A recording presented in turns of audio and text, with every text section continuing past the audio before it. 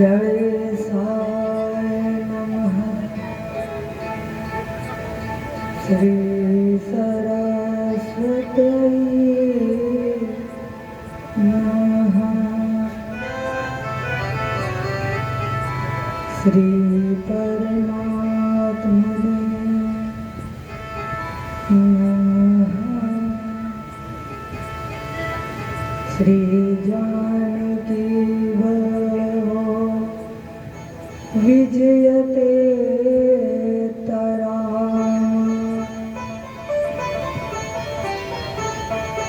श्री राम कथा रस रसिक प्रभु शंभुनाथ हनुमान। प्रेम सहित आसन धर्म सुनहु कथा करु गान।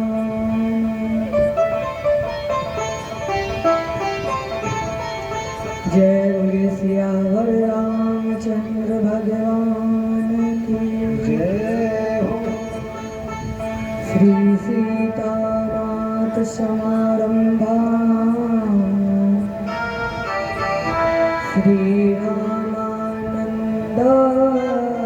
मध्यमा। अस्मदाचार्यपर्यन्तां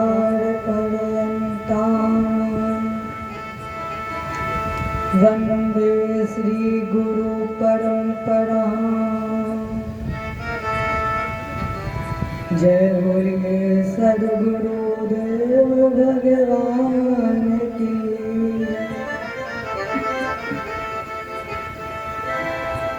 लोकाभिरामं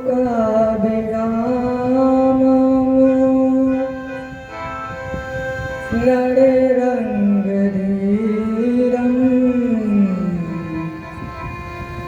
राजीवनेत्रं रघुवंशनाथं। लोकाभिरामं रणरङ्गधीरं राजीवनेत्रं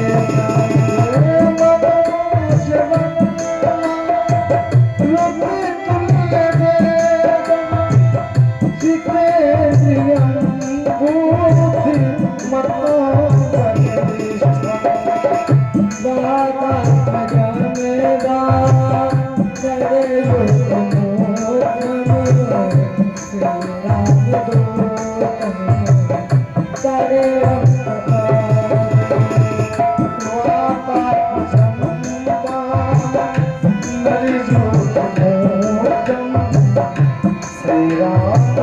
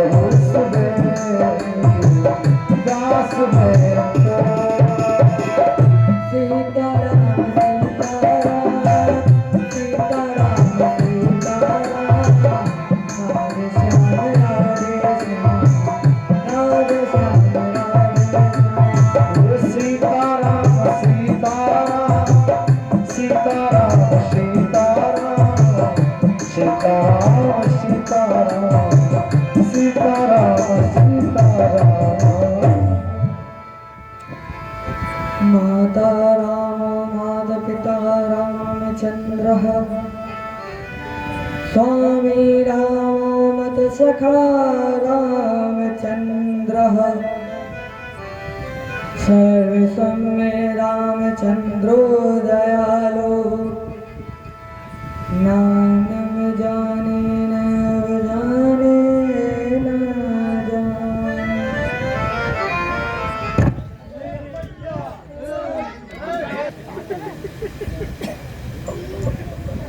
बंदो श्री सिय प्राण प्रिय सुषमाशील निधान भरत शत्रुघ्न जन सुखार रामानुज धनुमान बंदो श्री तुलसी के चरण जिनकिनो जग काज कली समुद्र भूरत लखेऊ प्रगटेऊ सत्य जहाज सिया राम मैं सब जग जाने करहु प्रणाम जोग जुग पाने। जय बोले सियावर रामचंद्र भगवान की, बाल कृष्ण भगवान की, उमापति महादेव की, पवन सुत हनुमान जी महाराज की, पूज्यपाद गोस्वामी तुलसीदास महाराज की। ओम नमः पार्वती पतये हर हर हर हर हर हर।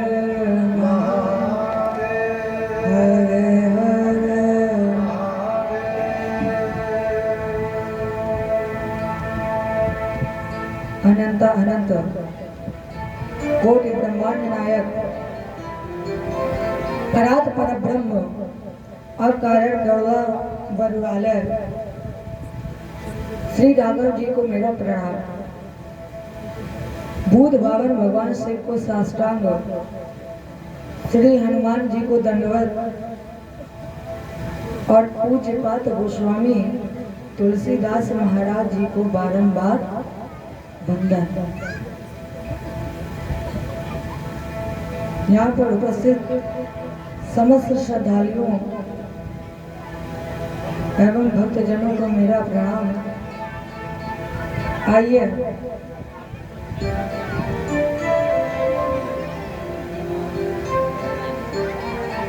कल हमारे बीच चर्चा चल रही थी कि भगवान राम और लक्ष्मण जी मिथिला में भ्रमण किए। भ्रमण करने के बाद जब राम जी और लक्ष्मण जी वापस आए, रात्रि बेला में विश्राम हुआ। यहाँ तक आपको हमने कल कथा श्रवण कराया। प्रातः काल जब उठे तो क्या हुआ? उठे लखन, कब उठे हैं? निशिव कद सुन अरुण शिखा धुनि कान, गुरु ते पहले जगत पति जागे राम सुजान। प्रातः काल रात्रि बीतने के बाद जब मुर्गे ने बाग लगाई,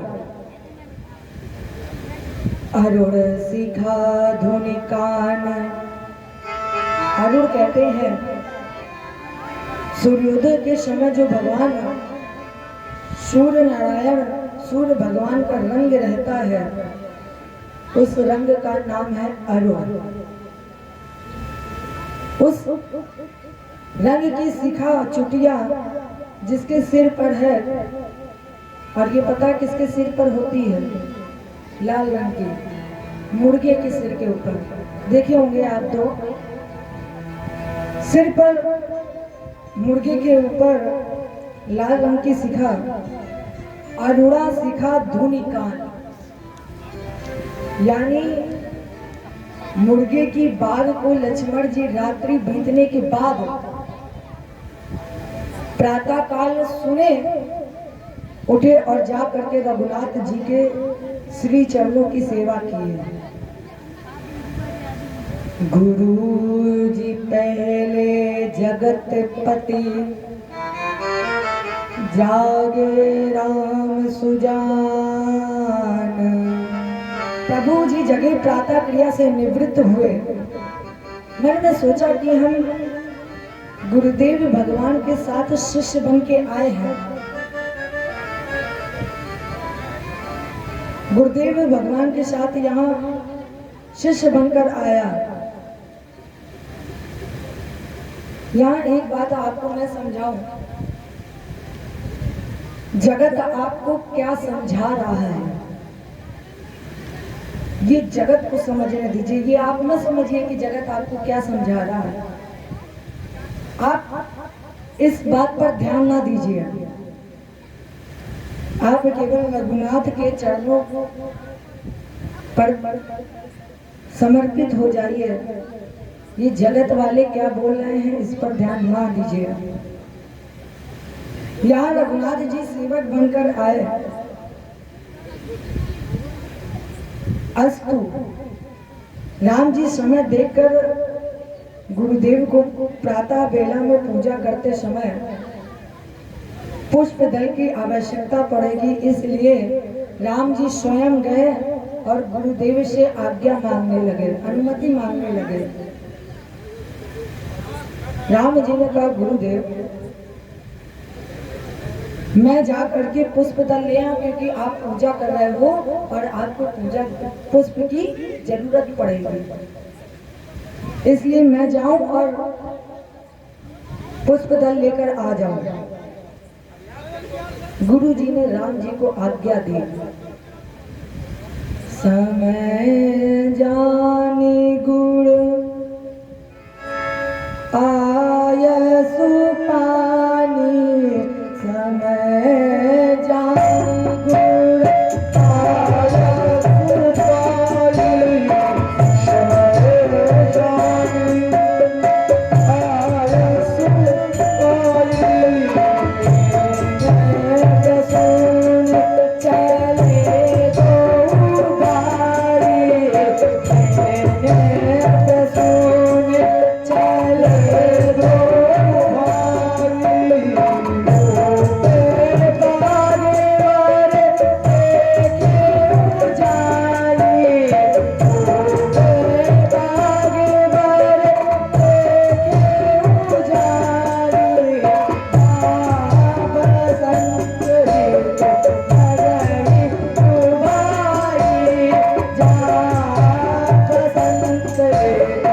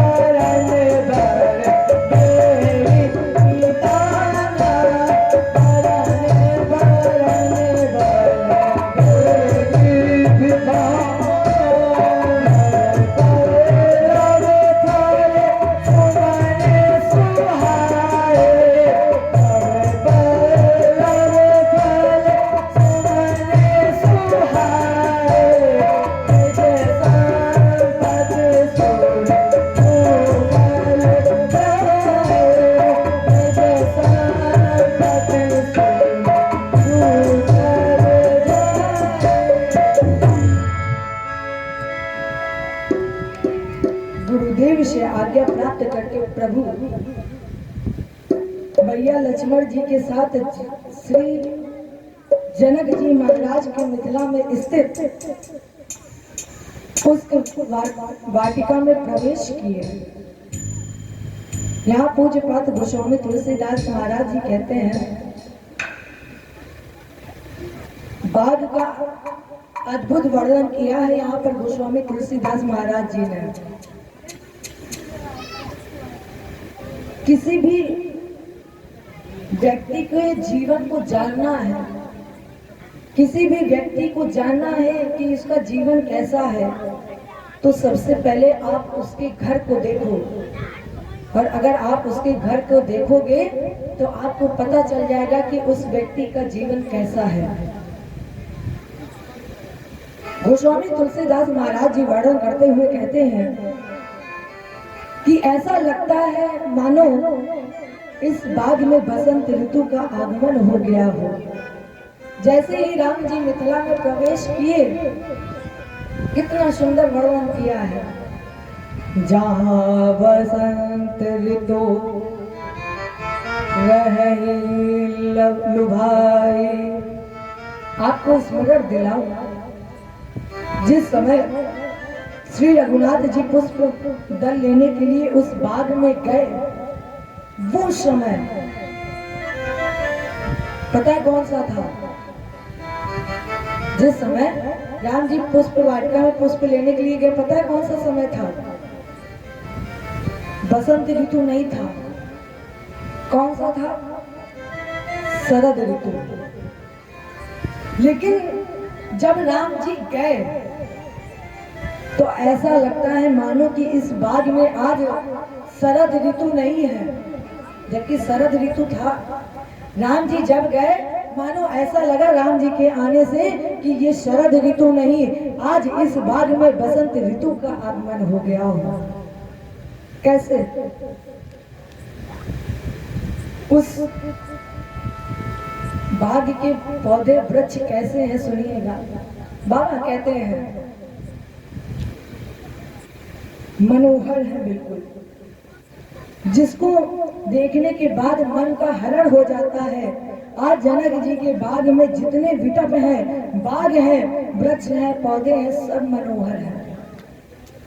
जहाँ जाए मन तहीं लुभाए। मन को जिधर ले जाइए मन उधर ही चला जाता है। किसी भी पौधे पर पुराना पत्ता नहीं है, हर पौधे पर एक नया पत्ता। वृक्ष पर पुराना फल नहीं लगा, पौधे पर कोई पुराना पुष्प नहीं है। नव पल्लव नव फल और नव सुमन सुहाय। देवराज इंद्र देवलोक में बैठकर जब मिथिला के इस बात का दर्शन करते हैं तो उनको लज्जा आती है। किस बात की लज्जा?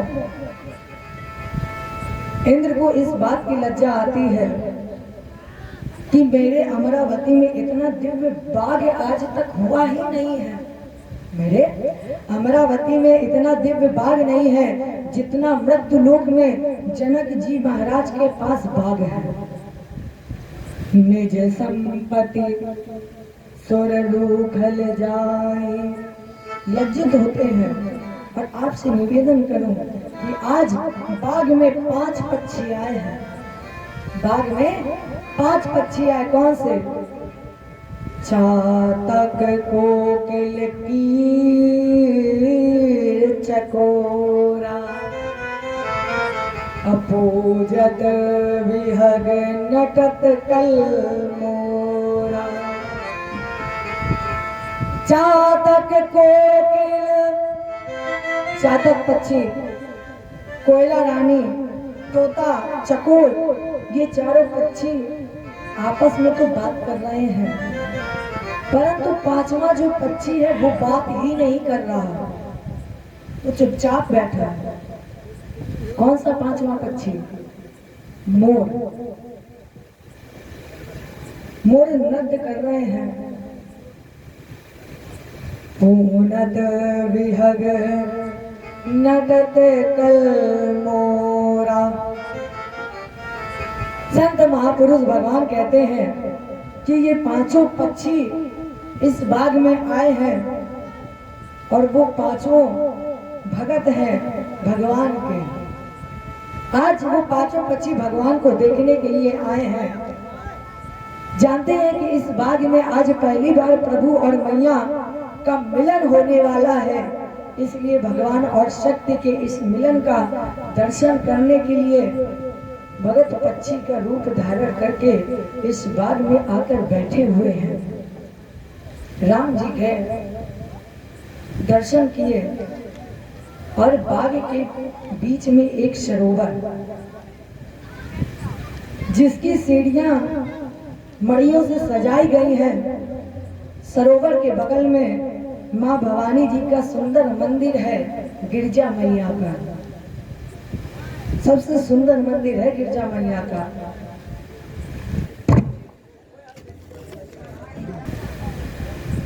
सबसे सुंदर मंदिर मैया गिरजा का सरोवर के बगल में। बाग तड़ाग विलो की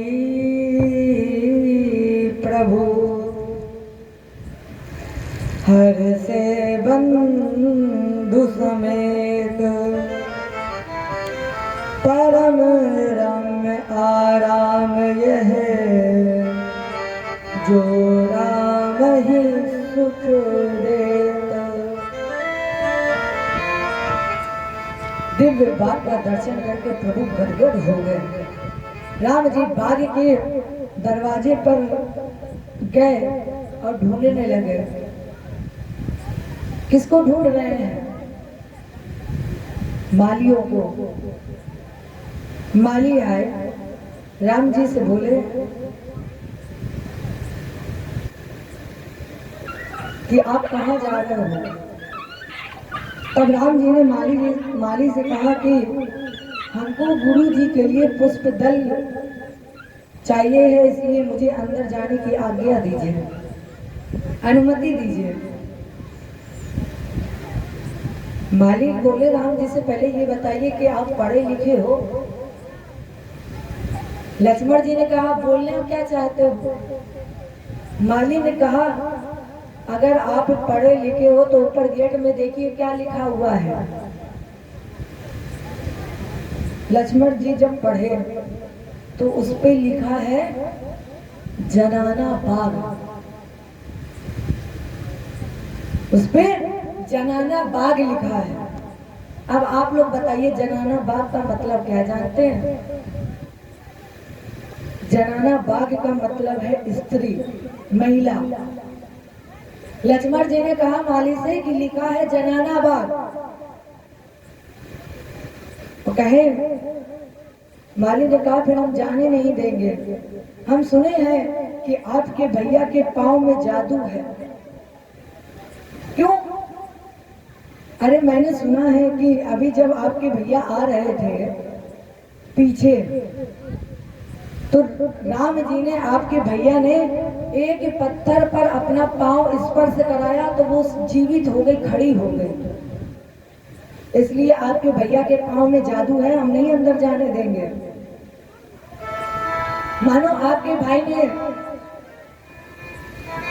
पुष्प दल के लिए अंदर प्रवेश किया और पांव रखा, वो पुष्प उड़कर चला गया, तब हम क्या करेंगे? लक्ष्मण जी ने माली से कहा देखो इसकी गारंटी मेरी है, आप अंदर हमें जाने दीजिए, आपका एक भी पौधा कम नहीं होगा। माली ने कहा देखो इतना ही नहीं, एक और खतरा है। क्या?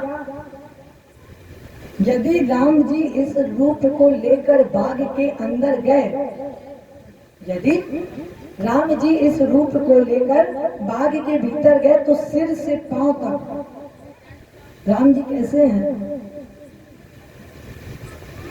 फूल की तरह। सिर से पांव तक आपके भाई फूल की तरह दिखाई पड़ रहे हैं। नवकंज लोचन कंज मुख कर करकंज पद कंजार उड़म। और जब ये ऊपर से नीचे तक फूल की तरह दिख रहे हैं, एक एक अंग कमल की पंखुड़ी से भी ज्यादा नाजुक दिख रहा है। और यदि आपके भैया बाग के भीतर गए और भंवरे ने आपके चेहरे को फूल समझ लिया, क्योंकि आप तो चेहरे फूलों की तरह दिख रहे हो, तो भंवरा आपके आसपास घूमने लगा और आपके मुंह पर बैठ गया, तो इसलिए हमको लगता है तजी तजी सुमन मधु अमत वारे। सारे भौरे आपके भैया के मुख पंकज पर मर रही है। राम जी विनती सुनो, बगिया बीच हम जान ना दइए। इसलिए राम जी विनती सुनो। माली बोले सारे भगले आपके भैया के चेहरे पर टूट पड़ेंगे तब क्या होगा? लक्ष्मण जी बोले हम मार देंगे उन्हें, जो भी मेरे भैया के चेहरे पर भंवरा आएगा हम उसे मार देंगे। ये हमारी समस्या है, हम देख लेंगे, अंदर जाने दो। माली बोली एक ही उपाय है, बाग के भीतर जाने का एक उपाय है, वो हम आपको बता रहे हैं। राम जी ने कहा क्या है उपाय, जल्दी बताइए। माली बोली आप दोनों भाइयों को जोर से केवल एक ही दम पर क्या बोलना है, एक दम पर आप दोनों भाइयों को जोर से बोलना है। क्या? जब बोलोगे सिया राम जू की जय। और जब कोई नहीं बोले दोनों में से, तब माली ने बोला ऐसे थोड़ी ना जाने देंगे, तब जाने देंगे जब आप जोर से दम लगाएंगे। क्या कहेंगे? जय बोले सियावर रामचंद्र की जय, सियावर रामचंद्र की जय। तब माली ने कहा अब आप भीतर जा सकते हैं। प्रभु प्रभु प्रभसीन पई है राम जी विनती सुनो। जब आप दोनों भाई मिलकर जोर से बोलेंगे तब अंदर जाएंगे। और राम जी लक्ष्मण जी इतनी जोर से बोले कि वहां पर केवल आनंद ही छा गया। राम जी ने फिर कहा मैं बोलूंगा। बिल्कुल। माली बोले क्या बोलोगे? राम जी और लक्ष्मण जी ने कहा जय बोले सियावर रामचंद्र की जय, सियावर रामचंद्र की जय। और जैसे ही जय जयकार लगाई राम जी और लक्ष्मण जी ने, बाली मुस्कुराने लगे, माली मुस्कुराने लगे। बोले प्रभु हम होते कौन हैं आपको रोकने वाले? हमारे अंदर इतनी क्षमता नहीं है कि हम आपको रोक पाए। मैंने इसलिए आपसे कहा कि हम थोड़ा समय आपके साथ व्यतीत करना चाहते थे, थोड़ी देर आपको देखना चाहते थे, थोड़ी देर आपसे बातें करना चाहते थे। इसलिए हमने आपसे कहा कि आप सियावर रामचंद्र की जय बोलिए, जिससे हम थोड़ी देर आपके साथ खड़े रह सके, आपसे बातें कर सके। अनुमति मिली और राम जी अंदर प्रवेश किए। राम जी गए जब तो राम जी ने चारों तरफ देख करके पुष्प तोड़ने लगे। जैसे ही राम जी ने चारों तरफ देखा, भगवान मन ही मन प्रसन्न लगे। देन दल फूल मुदित मन। राम जी की एक विशेषता है, कौन सी? राम जी कोई भी काम करते हैं तो बिल्कुल प्रसन्न होकर करते हैं। कभी ये नहीं लगता है कि राम जी जबरदस्ती कोई कार्य कर रहे हैं। जो भी कार्य करेंगे वो प्रसन्न होकर करेंगे, और प्रसन्न मन से कार्य करने का परिणाम भी कैसा होता है? प्रसन्न होकर, प्रसन्न मन से कार्य किए हुए कार्य का परिणाम 100% प्राप्त होता है। और दुखी मन से काम करो तो आधा तो गड़बड़ ही होगा, आधा सही हो जाएगा। इसलिए जब भी कोई भी कार्य करो तो प्रसन्न होकर करो। भगवान मुदित मन से पुष्प दल उतारने लगे। उसी समय मेरी किशोरी जी मैया सीता जी वहां पर आई। क्या करने आई है वहां पर? पार्वती जी, सीता जी जब वहां पूजा करने आई, और आपको बताऊं सीता जी आई नहीं है, सीता जी को भेजा गया है। सीता जी खुद नहीं आई, सीता जी को भेजा गया। किसने भेजा है? सीता जी की मैया सुनैना जी ने भेजा है, क्योंकि वो जानती है कि अगर बच्चे को भगवान से जोड़ना है तो फिर भगवान की पूजा, भगवान की भक्ति में लीन होना चाहिए। अगर आप ये चाहते हैं कि मेरा बच्चा भगवान में भक्ति में लीन हो जाए, भगवान की गुणानुवाद करे, तो आप छोटे से ही अपने बच्चों को भगवान की भक्ति में ले जाएं, भगवान के मंदिर ले जाएं, भगवान के दर्शन कराएं। ये एक माँ का कार्य होता है। यहाँ सीता मैया को उनकी माता सुनैना जी ने गिरिजा पूजन जननी पठाई। सीता जी सखियों के साथ हैं। आकर माँ ने सरोवर में स्नान किया। स्नान करके पार्वती जी के मंदिर में जाकर के पूजन प्रारंभ करते हैं। अनुराग के साथ मैया जी ने पूजन किया। पूजा कीन अधिक अनुराग। भगवान की पूजा करिए तो भाव के साथ करिए, भगवान की पूजा करिए तो अनुराग के साथ करिए, भगवान की पूजा करिए तो प्रेम के साथ करिए। कामना के साथ मत करिए कि आज हम जाएं भगवान के पास और भगवान से कहें कि मेरे बेटे की नौकरी लगवा दो। कोई कामना नहीं, निष्कपट भक्ति प्रेम भाव से आप भगवान की पूजा करें। भगवान दुर्योधन के 56 भोग पर नहीं रीझे और उधर बुजुर्ग को इशारा कर रहे हैं, माँ मुझे भूख लगी है। वो प्रेम ही तो था विधवाइन का। दुर्योधन के 56 भोग पर इसलिए नहीं रीझे क्योंकि दुर्योधन के 56 भोग में वो भाव नहीं था जो विदुराइन के केले के छिलके में स्वाद था, भाव था प्रेम का। और अगर आप प्रेम करेंगे परमात्मा से तो आपको परमात्मा हर संकट से आपको दूर करेगा। माँ ने पूजन किया, पूजा कीन अधिक अनुरागा, निज अनुरूप सुभग वर मांगा। अधिक अनुराग के साथ माँ ने पूजन किया है और अपने लिए सुंदर वर की याचना की। माँ की पूजा चल ही रही थी कि सीता मैया की 8 सखियों में से एक सखी, 8 सखियां थी और 8 सखियों में से एक सखी पूजा छोड़ के बगीचा घूमने चली गई। एक सखी सिय संग विहाई अगही देखन फुलवारी। एक फुलवारी घूमते घूमते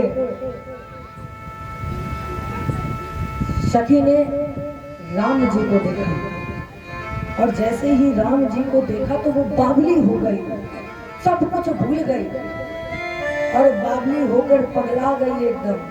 जब वापस आई तो बिल्कुल पागल की अवस्था में दौड़कर आई, कभी इधर गिर रही कभी उधर गिर रही, रो रही है, नेत्रों से अश्रु बह रहे हैं लेकिन चेहरे पर मुस्कान है। सखियों ने देखा, पूछा अभी तो तुम ठीक थी और अभी तुम कहीं गई और लौट के आई, तुम रो रही हो, क्या हुआ है? किसी ने कुछ कहा है? सखियों ने पूछा, आज तुमने ऐसा क्या देख लिया जिससे तुम्हारी ये दशा हो गई? ये दशा कैसे हुई है, मुझे ये बताइए। तब उस सखी ने कहा, सखी रे राघव जू से हमारी लड़ गई अखियाँ।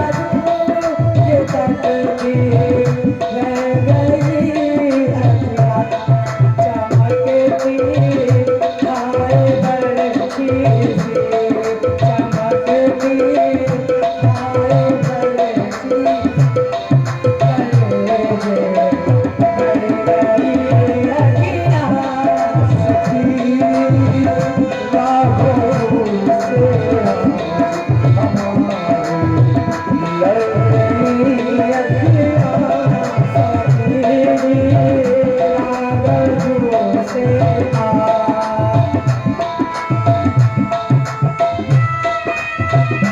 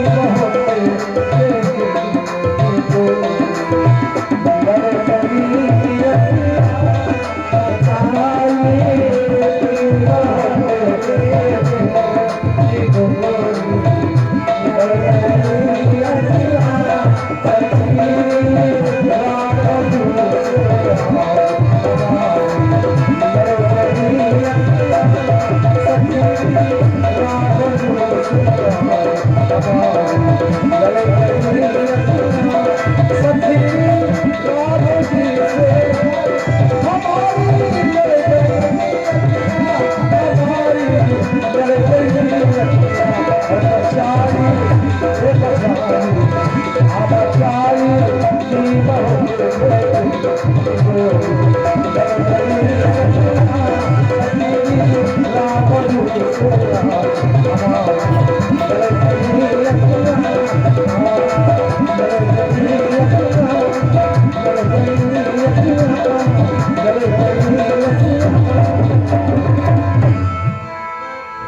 जाने क्या किया जादू, ये तकती रह गई किया चमकती हाय बरछी सी कलेज गड़ गई अखिया सखीरी रागजू से आज हमारी लड़ गई अखियाँ।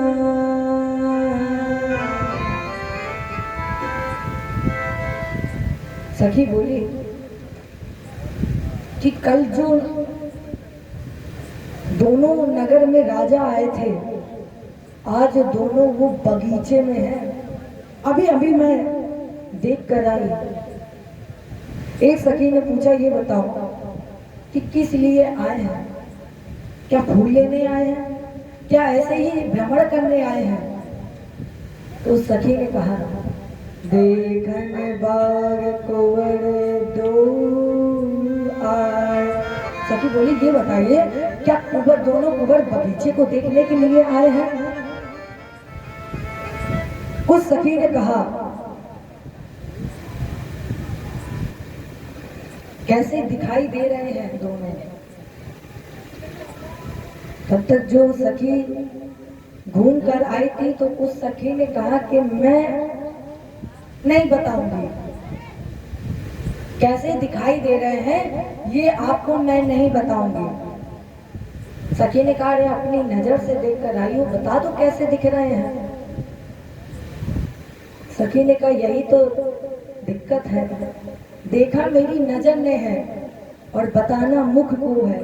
तो बताइए, जब मेरी नजर देख रही है तो मैं अपने मुख से कैसे बता सकती हूँ कि कैसे दिख रहे हैं वो?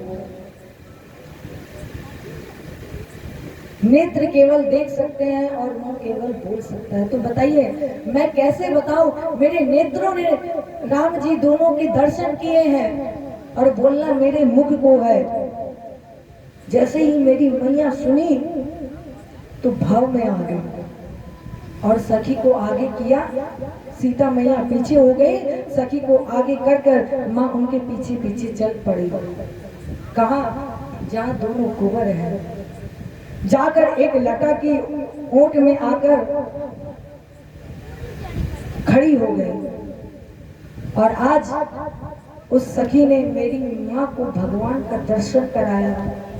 जैसे मैया ने भगवान का दर्शन किया, बाबा कहते हैं, देखी रूप लोचन ललचाने और हर से जनो निज निधि पहचाने।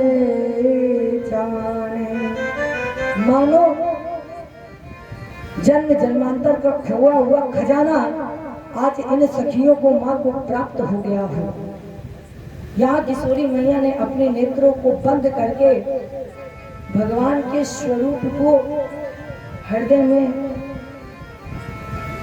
पथरा लिया और हृदय में पथरा करके माँ ने खूब निहारा भगवान को, हृदय में बसा लिया और बसा करके माँ ने आज भगवान को खूब निहारा।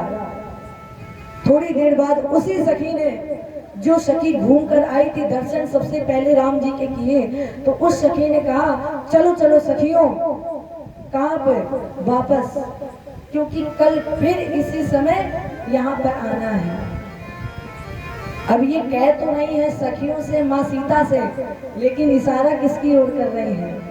राम जी की ओर। मानो कह रही है सखियों से और कहना चाहती है राम जी से कि कल हम ठीक फिर इसी समय इसी स्थान पर आएंगे और आप भी कल आना। तो कल फिर इसी समय आएंगे। तब तक लक्ष्मण जी ने कहा कि अरे जाना है तो जाओ, मुझे क्यों बता रही हो कि हम जाएंगे? लक्ष्मण जी ने सुन लिया। इधर फिर जब राम जी और लक्ष्मण जी वापस चले, इधर मैया सीता कहाँ गई? दौड़कर। मैया सीता दौड़कर गई पार्वती मैया के मंदिर। यहाँ दर्शन करिए, पूजन हो चुका था। मैया सीता पार्वती जी का पूजन कर चुकी थी, लेकिन जैसे ही राम जी के बारे में सुना, भावुक हुई और दौड़ करके राम जी को देखने पहुंची। पूजन हो चुका था, स्तुति बाकी थी। तो जैसे ही मैया सीता जी मैया पार्वती के मंदिर में आई, तो यहाँ गोस्वामी जी चौपाइयाँ लिख रहे हैं क्या? जय जय गिरिवर राज किशोरी, जय महेश।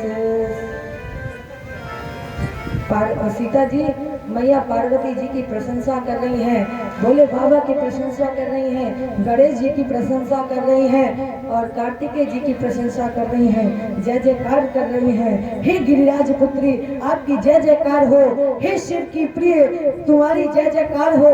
कार्तिकेय, हे गणपति जी, अम्बा, आपकी जय जयकार हो।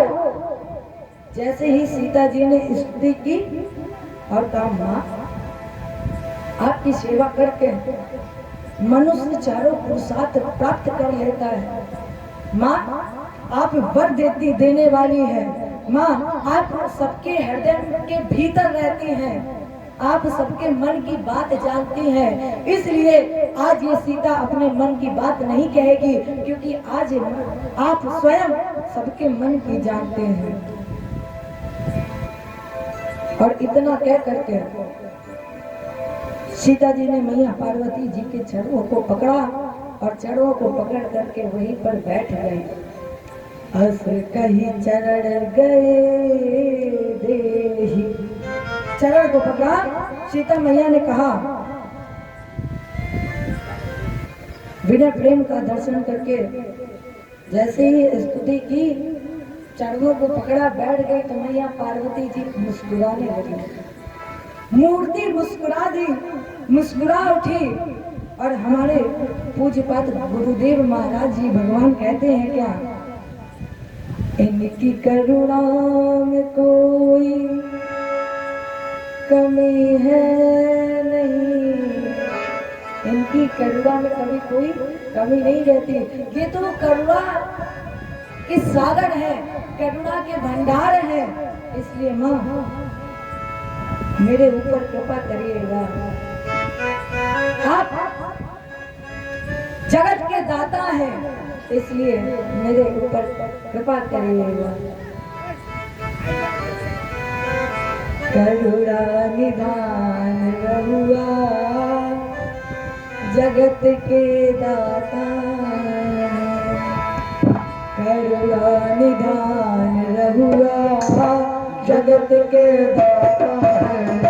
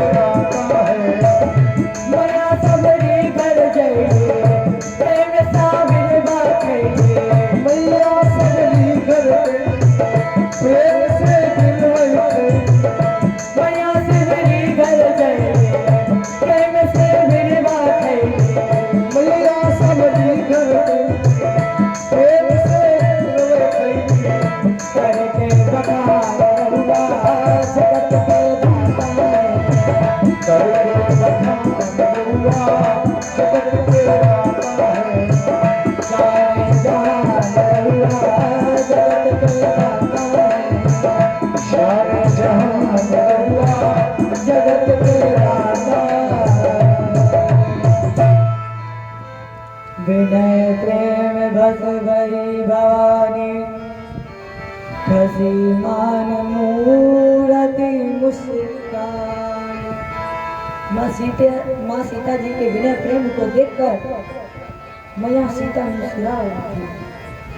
और जो गले में माला पुष्प माला पहने हुए थी, सीता जी चरणों में बैठी थी, तो वो पुष्प माला टूट करके सीता जी की गोदी में गिर गई, आंचल में गिर गई। और इधर पार्वती जी ने माँ सीता को आशीर्वाद दिया और कहा, देवी इस आशीर्वाद को सत्य समझिएगा, आपके हृदय में जो पति रूप में विराजमान है, आपका विवाह उन्हीं के साथ ही होगा। और क्या कहा, मनु जाहि राचेउ मिलै सोवर,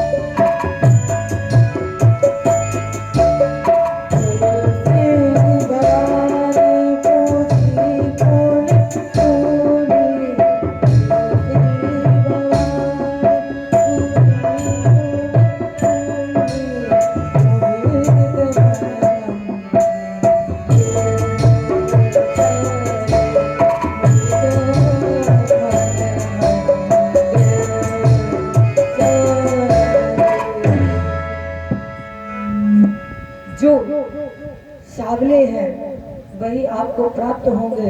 जो आपने मन में पति वरण कर लिया है वो आपको पति अवश्य मिलेगा।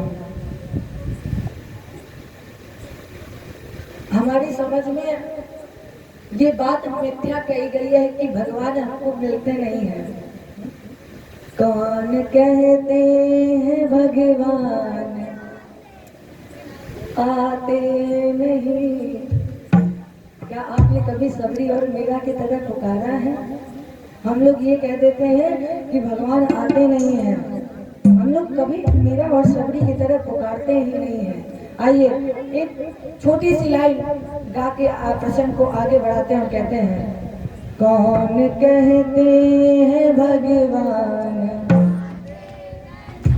कौन कहते हैं भगवान, तुम मीरा के जैसे। जब ये छोटे छोटे गाते हैं तो ऐसा लगता है जैसे भगवान स्वयं गा रहे हैं।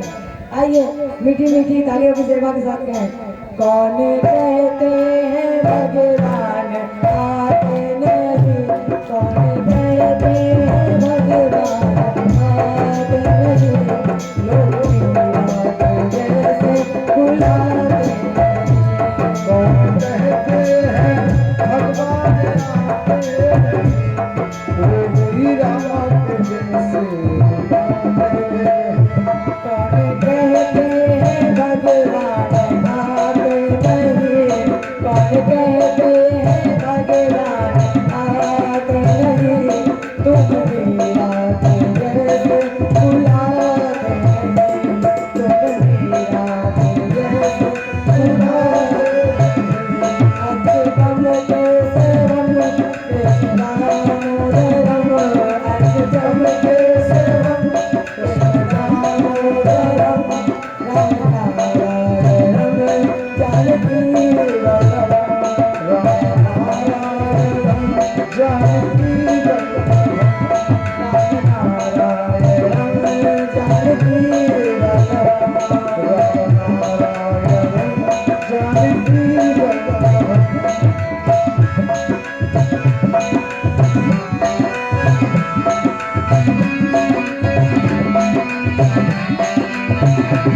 कौन कहते हैं भगवान सोए नहीं, कौन कहते हैं भगवान सोए नहीं, कौन कहते हैं भगवान सोए नहीं, कौन कहते हैं भगवान सोए नहीं, माय सोना के जैसे सुलाते हैं, माय सोना के जैसे सुलाते हैं, अच्युतम केशवम कृष्णदामोदरम, अच्युतम केशवम कृष्णदामोदरम,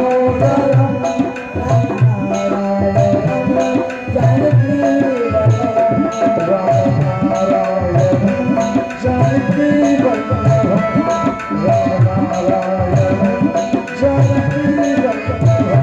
और क्या कहते हैं लोग, सुनिएगा। कौन कहते हैं भगवान नाचते नहीं, कौन कहते हैं भगवान नाचते नहीं, कौन कहते हैं भगवान नाचते नहीं, कौन कहते हैं भगवान नाचते नहीं, कोटि कोटि तरह तुम नचाते नहीं, कोटि कोटि तरह तुम नचाते नहीं, अच्युतम केशवम कृष्णदामोदरम, अच्युतम केशवम कृष्णदामोदरम, रामनारायणं जानकी वल्लभं, रामनारायणं जानकी वल्लभं, रामनारायणं जानकी वल्लभं। याद आएगी उनको कभी ना कभी, याद आएगी उनको कभी ना कभी, याद आएगी उनको कभी ना कभी, याद आएगी उनको कभी ना कभी, कृष्ण की एक दिन कभी ना कभी।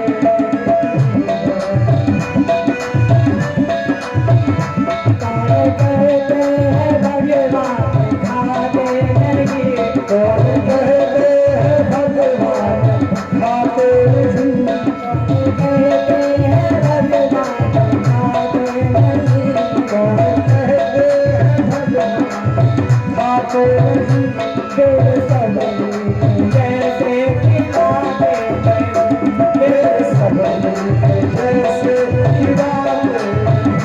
एक बार सभी माता सभी भक्त दोनों हाथ उठाइए और मीठी मीठी तालियों की सेवा के साथ।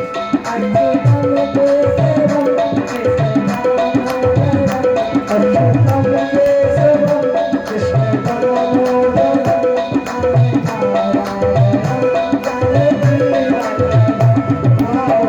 रामनारायणं जानकी वल्लभं,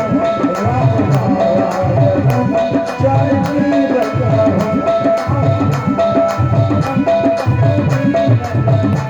रामनारायणं जानकी वल्लभं, रामनारायणं जानकी वल्लभं, रामनारायणं जानकी वल्लभं, रामनारायणं जानकी वल्लभं, रामनारायणं जानकी वल्लभं, रामनारायणं जानकी वल्लभं, जानकी वल्लभं, जानकी वल्लभं।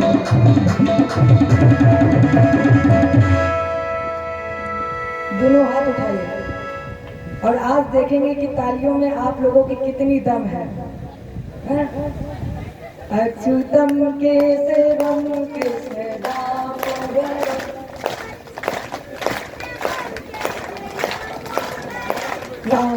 रामनारायणं जानकी वल्लभं,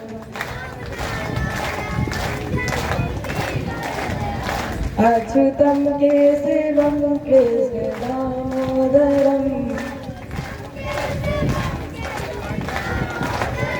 रामनारायणं। अच्छा, हमारे आंगन वाले भैया कह रहे हैं कि थोड़ी पार्टी बनाइए, आप लोगों की अलग पार्टी और इनकी अलग पार्टी। आज तो विवाह है तो थोड़ा तो आनंद बनता ही है आज। तो आप लोगों की पार्टी अलग है और आप लोगों की पार्टी हमारे साथ है, ठीक? और आप लोगों की पार्टी इनके साथ है। तो अब देखेंगे कि आप लोग इनके साथ कितना दम लगाते हो और मेरे साथ कितना दम लगाते हो। तो पहले हमारे भाइयों की बारी है, क्योंकि हमारी माता हमेशा आगे रहती है हर चीज में। तो अब देख रहे हैं भाइयों की ताली में और आवाज में कितनी दम है। दोनों हाथ उठाइए। अच्युतम केशवम राम नारायणम राम नारायणम। आप लोगों की बारी है। अच्युतम केशवम राम नारायणम। ये मेरी कॉपी है। अच्युतम केशवम राम नारायणम। हमें लगता है केवल माता को ही परमात्मा चाहिए, आप लोगों को नहीं चाहिए। अरे लड़ना होता तब देखो आवाज कहाँ तक पहुंच जाती है। अच्छा संख्या ज्यादा है लोगों की, तो कोई बात नहीं, संख्या ज्यादा है तो अब दोनों लोग हाथ में उठाइए। दोनों लोगों के साथ में हम देखें। अच्युतम केशवम। भैया कैमरा वाले भैया जरूर देखिए। अच्युतम केशवम। तालियों की आवाज तो ठीक है, लेकिन आवाज की तालियों की आवाज कम है, मुंह की आवाज कम है। अच्युतम केशवम अच्युतम केशवम राम नारायणम राम नारायणम। वास्तव में ना आपकी पार्टी जीती ना हमारी पार्टी जीती तो ये पक्षा पार्टी जीती। बिल्कुल हैं? इन लोगों ने बहुत मेहनत की है ताली बजाने में, गाने में। वास्तव में आप जैसे श्रोता अभी तक तो हमने देखे ही नहीं है, नहीं देखे हैं, ये सत्य है। टेढ़वा इस्माइलपुर में जितने श्रोता अच्छे हैं उतने टेढ़े भी हैं, बता चुके हैं आपको। लेकिन वास्तव में आज लगा कि आप लोग राघव जी के, राम जी के भक्त हैं। कौन कहते हैं, कौन कहते हैं भगवान तुम मीरा के जैसे, तुम मीरा के जैसे। इधर अब आप लोगों के अनुसार नहीं चल सकते, कथा भी आगे बढ़ानी है। तो मैया पार्वती जी ने सीता जी को आशीर्वाद दिया। तुलसी भवानी पूजी पुनि पुनि। माँ ने कई बार पूजन किया और कई बार पूजन करने के बाद मन ही मन कहे, राम आप स्वामी आपको मैं अपना पति वरण कर चुकी हूँ। जैसे ही मैया पार्वती जी से आशीर्वाद मिला, मैया पार्वती जी ने आशीर्वाद दिया और कहा, सुफल मनोरथ हो तुम्हारे,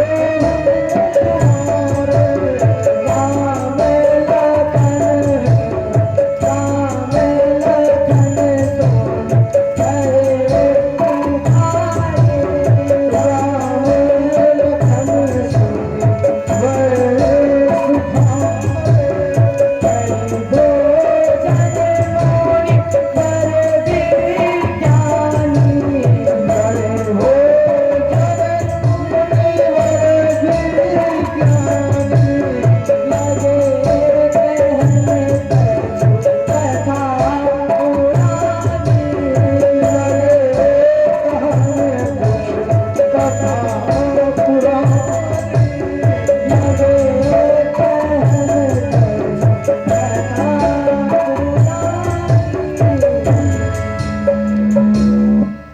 आशीर्वाद मिला, लौट करके आए।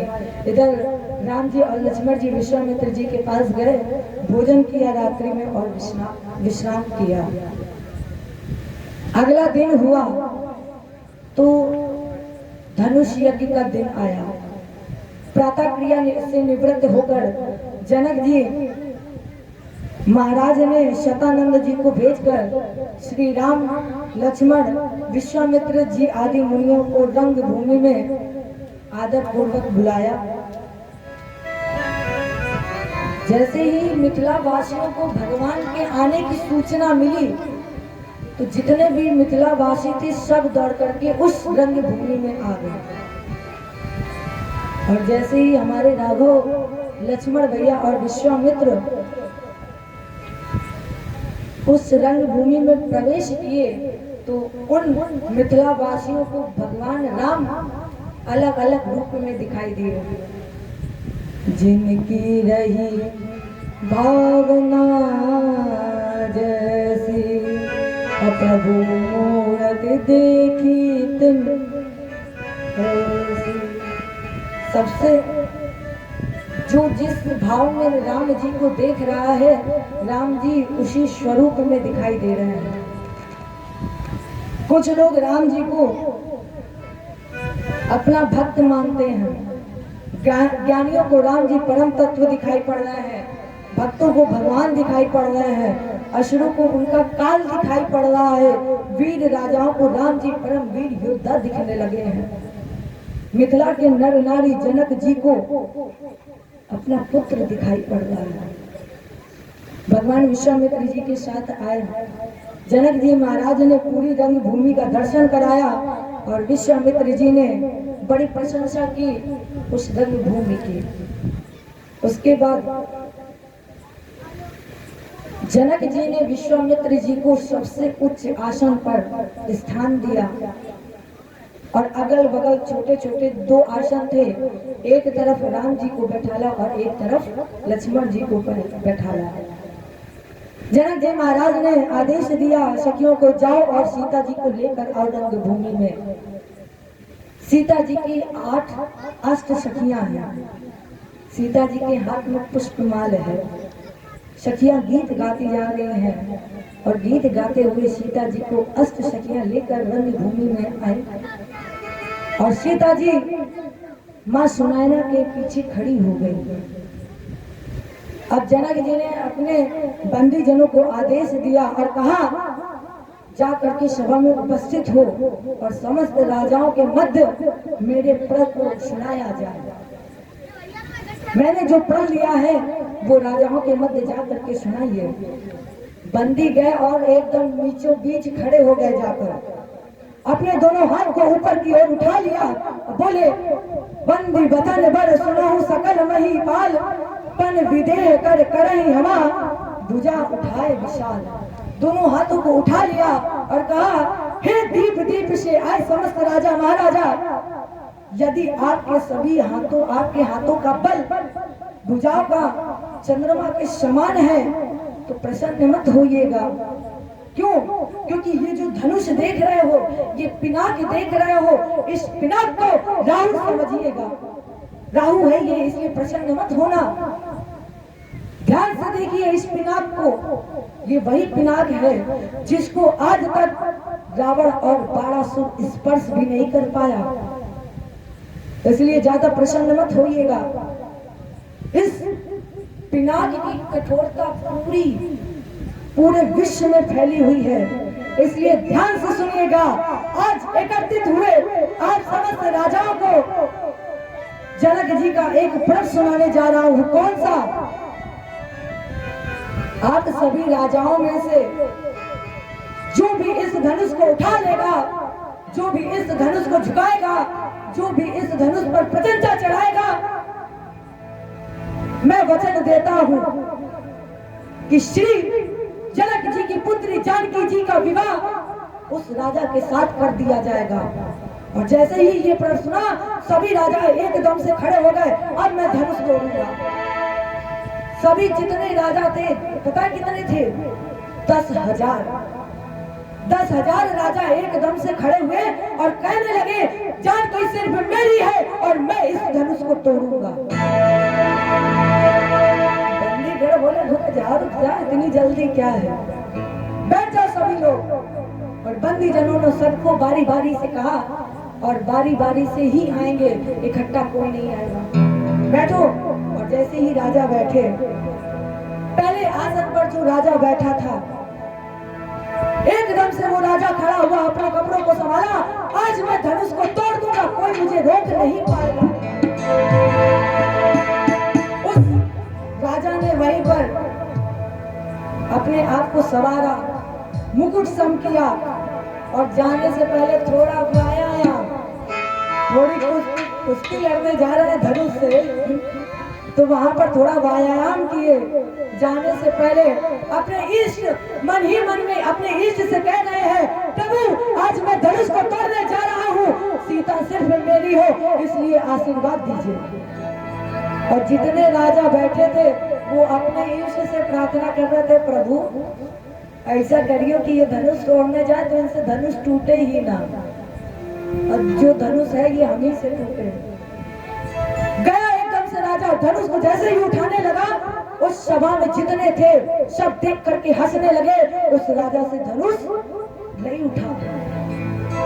उस राजा ने अनेक प्रकार यत्न कर लिए, लेट कर, झुक कर, दम लगा कर घसीटा, लेकिन वो धनुष एक तिल के पत्ते के बराबर भी नहीं हिला।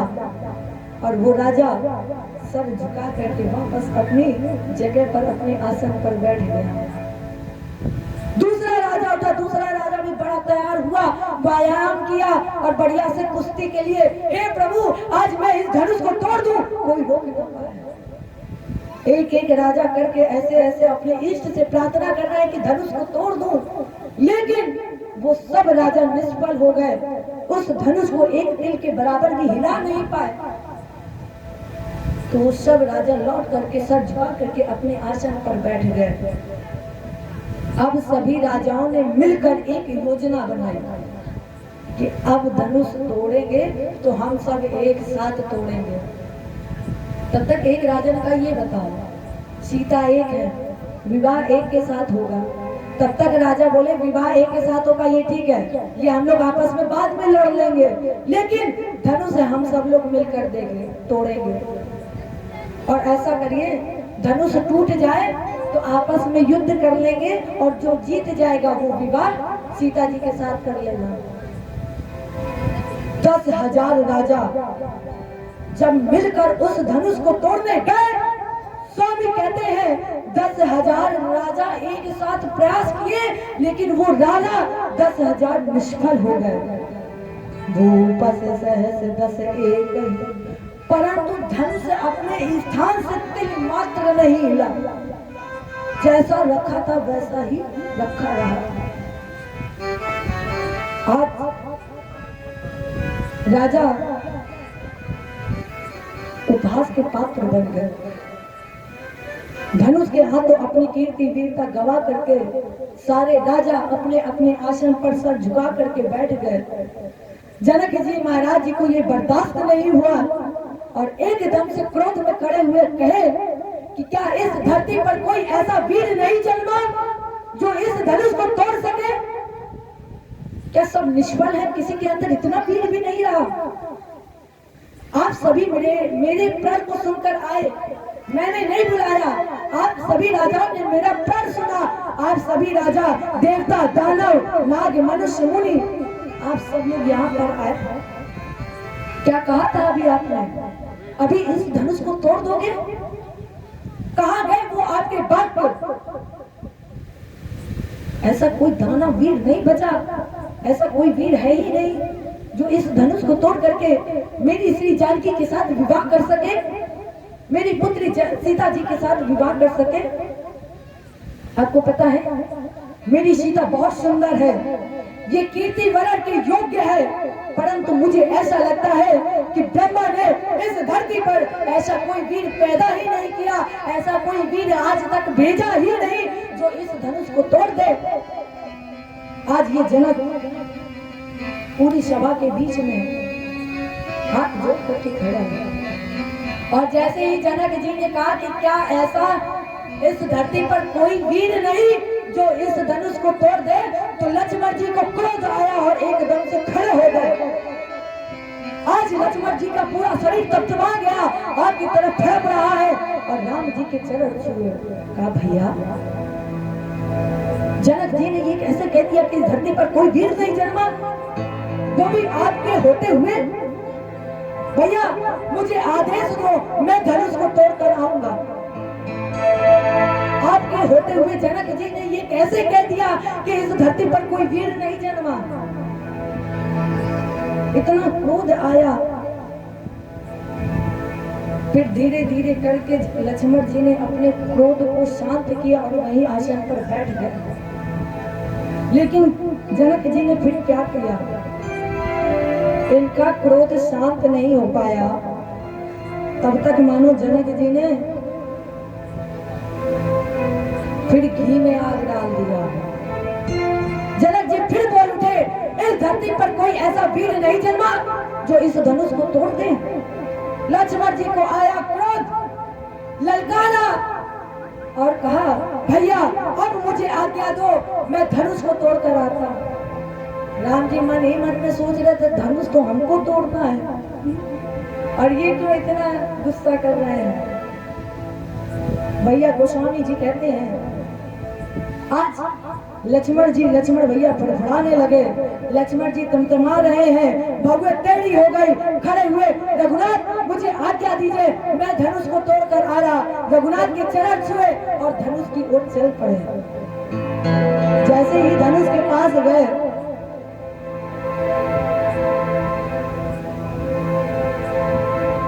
राम जी से कहा, लक्ष्मण जी ने, प्रभु आप विद्यमान हैं, आपके होते हुए जनक जी ने ये कैसे कह दिया कि इस धरती पर कोई वीर ही नहीं जन्मा है।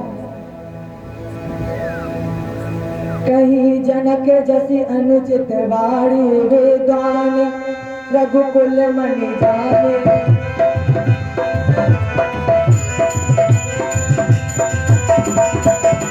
कहीं जनक जैसी अनुचित वाणी वेदान रघुकुल मणि जाने। सुनाओ गान कुल मन का जवान, बताओ पुराण।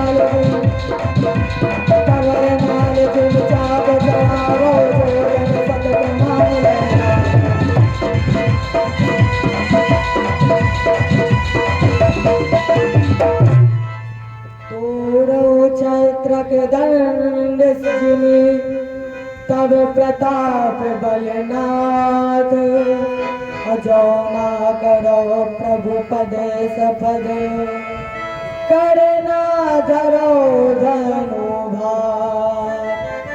लक्ष्मण जी की गर्जना हुई। लक्ष्मण जी बोले भैया आप बैठे हो और आपके होते हुए जनक जी ये बोल गए, इसलिए मैं आज्ञा दीजिए धनुष को तोड़ दो।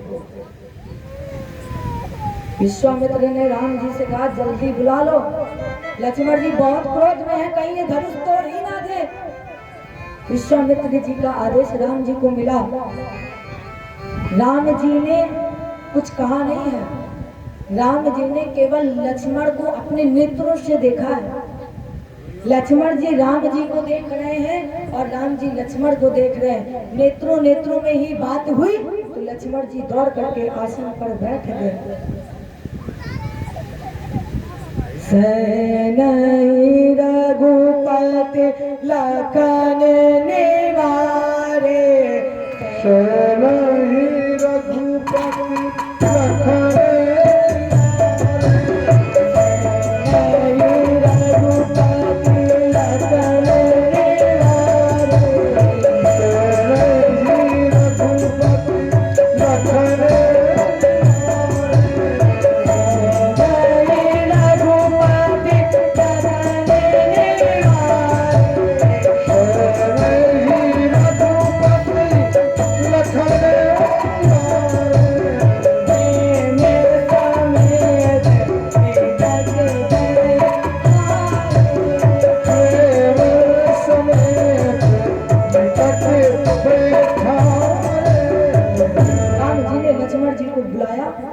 बुला करके बगल में बैठाला, पीठ थपथपाई।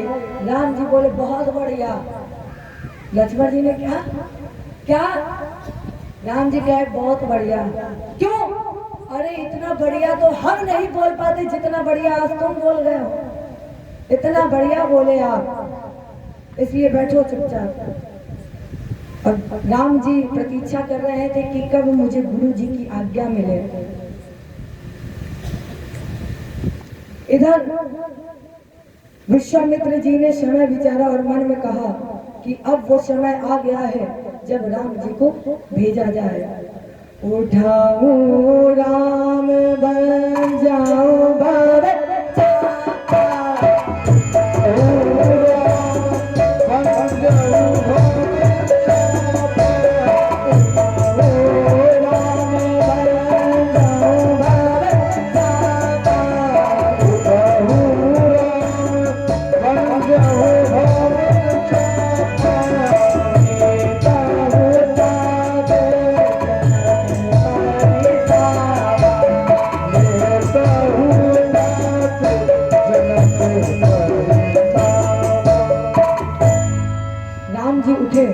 और विश्वामित्र जी के चरणों में प्रणाम किया। प्रणाम करके भगवान धनुष की ओर चढ़ पड़े। राम जी जैसे जैसे चल पड़े, वहाँ के मिथिलावासी जितने भी नर नारी थे सभा में बैठे थे, सब राम जी को देख रहे हैं। जैसे ही राम जी धनुष के पास पहुंचे तो मिथिलावासी उसी क्षण पितरों से प्रार्थना करने लगे, हे पितरों, आज राम जी इस धनुष को तोड़ दें। सीता माँ सुनैना, सीता जी माँ सुनैना से कह रही हैं, आज सीता मैया और सुनैना दोनों राम जी को देख रहे हैं कि राम जी धनुष की ओर बढ़ रहे हैं। सुनैना ने अपनी एक दासी से कहा, अरे रोक दो, ये कोई हास्य व्यंग का विषय नहीं है। अरे एक बालक जा रहा है धनुष तोड़ने, इतने बड़े बड़े राजा धनुष को नहीं तोड़ पाए, क्या ये एक बच्चा धनुष को तोड़ देगा? इसलिए इसको कह दो वापस चला जाए। उस दासी ने कहा, सखी ने कहा, महारानी, जीवन में तेजवंत को छोटा ना समझिए, जितना ये छोटा होते हैं उतनी ही ताकत बढ़ती है। इसलिए मेरी बात मानिए, इनको धनुष तोड़ने दीजिए। इधर सीता मैया पार्वती जी से प्रार्थना कर रही हैं कि आज वो समय आ गया है जो आपने वरदान दिया वो पूर्ण हो जाए। इसलिए ये धनुष ये धनुष मेरे राम जी से ही, मेरे प्रभु से ही टूटे, और ये धनुष आपके पति शिव जी का है। इसलिए कह दीजिए कि ये धनुष फूल के समान हो जाए, हल्के हो जाए। और जैसे ही सीता मैया ने गणपति भगवान की प्रार्थना की, गणनायक वरदायक देवा, आज लगे कि नौ तू सेवा, बार बार विनती सुनी मोरी, करऊं चाप घूरता अति थोड़ी। गिरिराज जी से प्रार्थना की और मन ही मन में जाप कर रही हैं, जेहि के जेहि पर सत्य सनेहु, सोते ही मिलई न कछु संदेहु, प्रभु तन जीतहि प्रेम तन ढाना, और कृपा निधान राम सब जाना। राम जी ने धनुष को प्रणाम किया, धनुष की परिक्रमा की और परिक्रमा करके श्री जनक जी के गुरु वशिष्ठ जी को प्रणाम किया। एक क्षण नहीं लगा, राम जी ने क्या किया, गुरु को प्रणाम करने के बाद राम जी ने उठाया धनुष को, और जैसे ही धनुष को उठाया, प्रचंचा चढ़ाई, धनुष झुका दिया और चढ़ करके धनुष टूट गया। जैसे ही बिजली की चकाचौंध हुई, चकाचौंध के बीच में ही वो धनुष टूटा, जयकार होने लगी। जय बोले सियावर रामचंद्र की, सियावर रामचंद्र की, सियावर रामचंद्र की। चारों ओर से सियावर रामचंद्र की जय जयकार हुई। और इधर जनक जी ने सीता जी को आदेश दिया, वरमाला लेकर सीता जी आई राम जी के पास। लेकिन देखा, सीता मैया जब वरमाला लेकर आई राम जी के पास, तो राम जी की लंबाई लंबे और सीता जी छोटी। सखियों ने कहा कि अगर ये झुकेंगे नहीं तो फिर इनको वरमाला कैसे पहनाई जाएगी। राम जी तो बड़े अकड़ में थे कि आज हमने धनुष तोड़ा है। तो सीता, तो सखिया कहने लगी राम जी से, झुक जाइयो कनक रघुवीर, लली जी अभी छोटी है। सखिया राम जी से कह रही है, इतने मत करो, थोड़ा झुक जाओ। अरे झुकोगे तभी मेरी माँ, मेरी सखी आपको वरमाला पहना पाएगी। इसलिए सखी ने कहा, प्रभु झुके जाइयो कनक रघुवीर, लाली जी अभी छोटी है। झुके जाइयो कनक रघुवीर, लाली अभी छोटी है। झुके जाइयो कनक रघुवीर, लाली मेरी छोटी है। झुके जाइयो कनक रघुवीर, लाली मेरी छोटी है।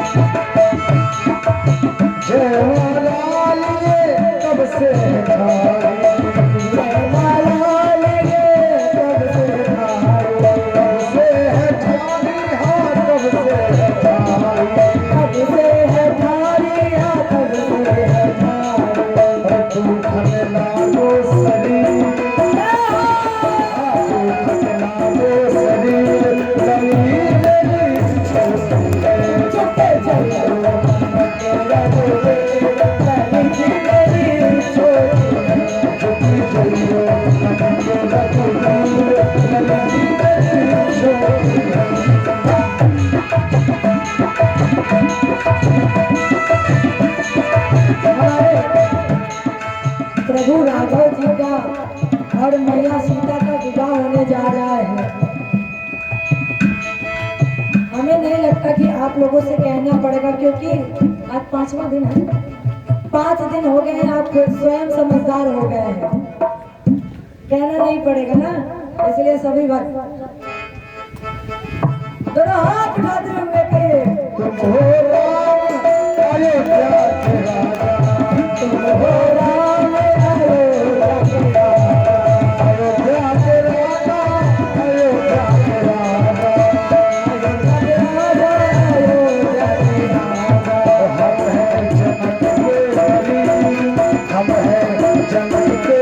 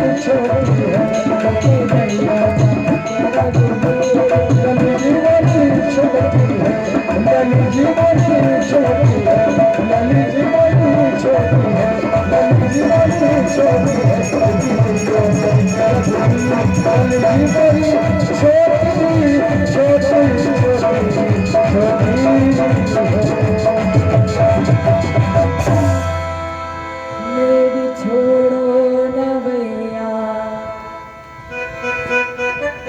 अवध सैया। अपने लड़के का विवाह होता है तब देखो बिना कहे नाचती हैं। यहाँ कितना कहना पड़ रहा है।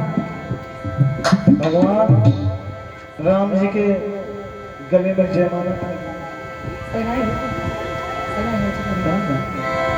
पहना दीजिए विवाह करा। श्री रघुपति कोमल कमल नयन को पहनाओ जयमाला, पहनाओ जयमाला।